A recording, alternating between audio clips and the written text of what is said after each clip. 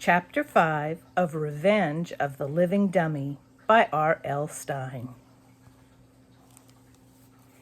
Ethan's eyes flashed with excitement. "Cool," he said. We followed Mr. Malloy up to the attic museum. The stairs were narrow and steep and creaked and groaned under our footsteps. Whenever I come up here, I feel as if I'm stepping into a haunted house. For one thing, it's very dark and shadowy. Mr. Malloy says that bright lights will damage some of his displays. He keeps everything in glass showcases. It's all so creepy and weird.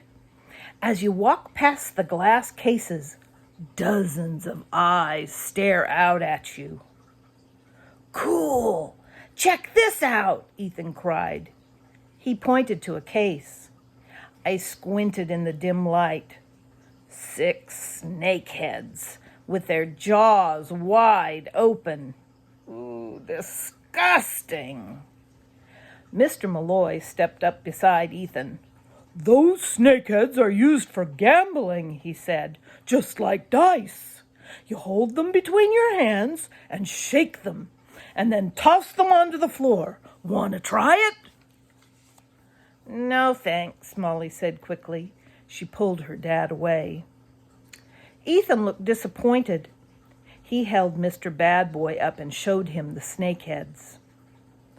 A long, skinny animal skull with 2 rows of pointed teeth grinned at me from the next case. I hurried past it. And the next case, too. It contained 2 little dolls with long blonde hair.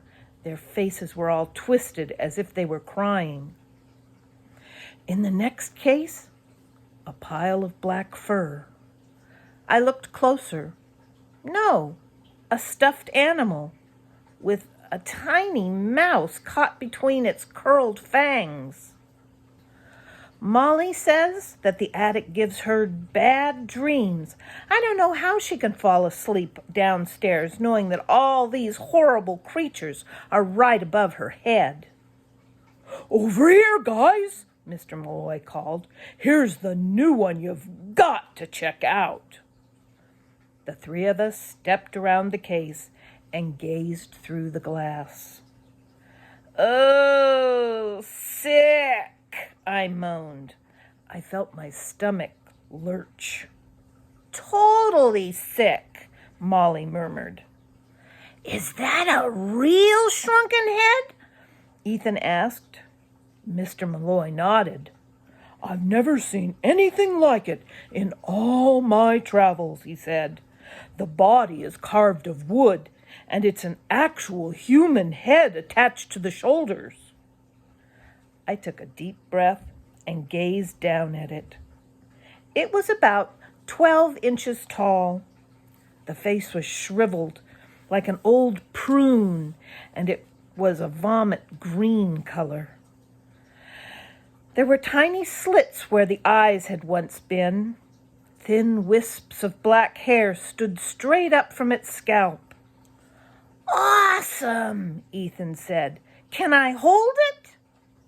"I don't think so," Mr. Malloy replied. "When I tell you the story of this doll, I don't think you'll want to come anywhere near it." He chuckled, as if he had just told a gross joke. "Dad, this is really gross," Molly said, shaking her head. She turned her back on the case. "You're not going to keep it here, are you?" "Well, let me tell you the story," Mr. Malloy said. "That doll is called a mind stealer.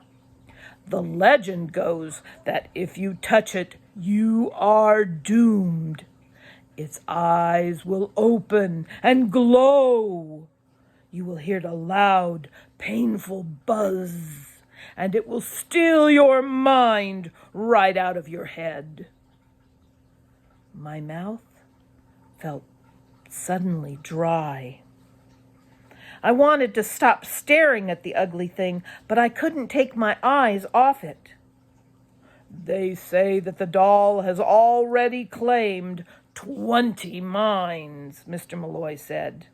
20 poor victims who were left brainless and empty blanks.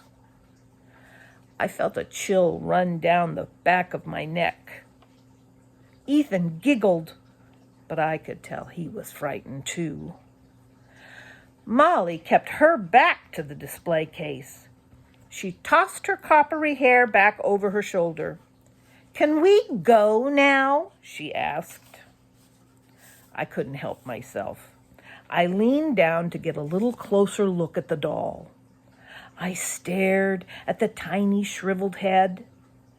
It was a little smaller than a softball, but it had once been alive. It had once been a live human being. Was it a man or a woman? I lowered my face to the glass and let out a cry as the doll whispered, "How about a kiss, babe?"